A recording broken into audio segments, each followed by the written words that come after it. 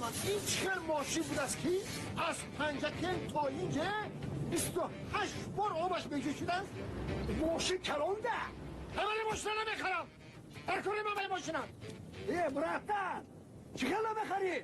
من پنجکن از تمام عقبه های انزاب پریگاه کرده برم و تو نبخری؟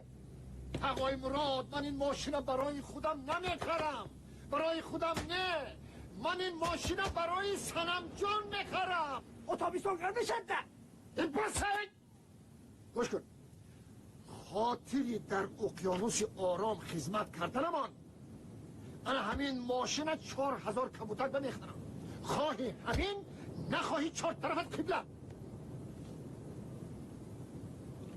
پنجکن به 6000 بودو اینجا آمده 4 تا شده ای احوالی ماشین دین این ماشین به تو پولانه نرزد خواهی 4000 نخواهی پناهت به خدا فهمیدی؟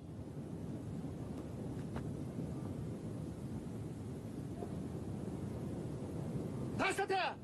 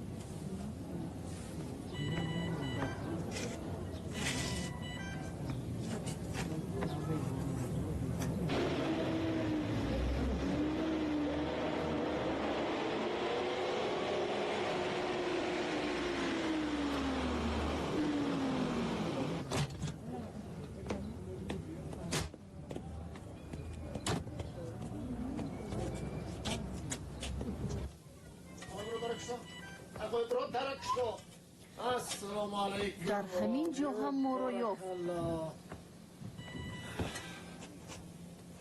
سلام یانگر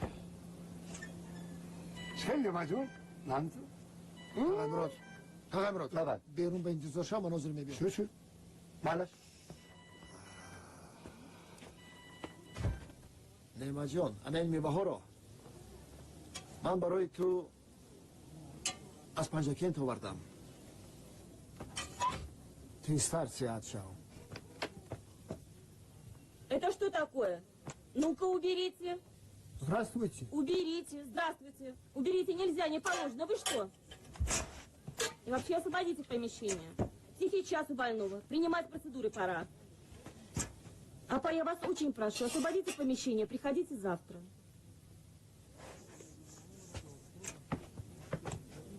نیما جون من پاگو میبیمنش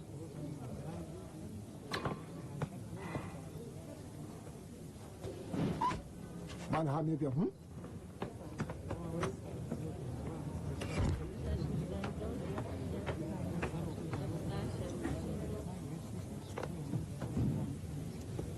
سنا من این ماشین برای تو خریدم چه انسان هستی و من ماشین در کار نه فهمیدی؟ سنا من با امید این ماشین خریدم مرا بیشتر عذاب نده وقت رو پیش پا نزن تا قایمرون ماشین نگاه دار پس نبیا غفار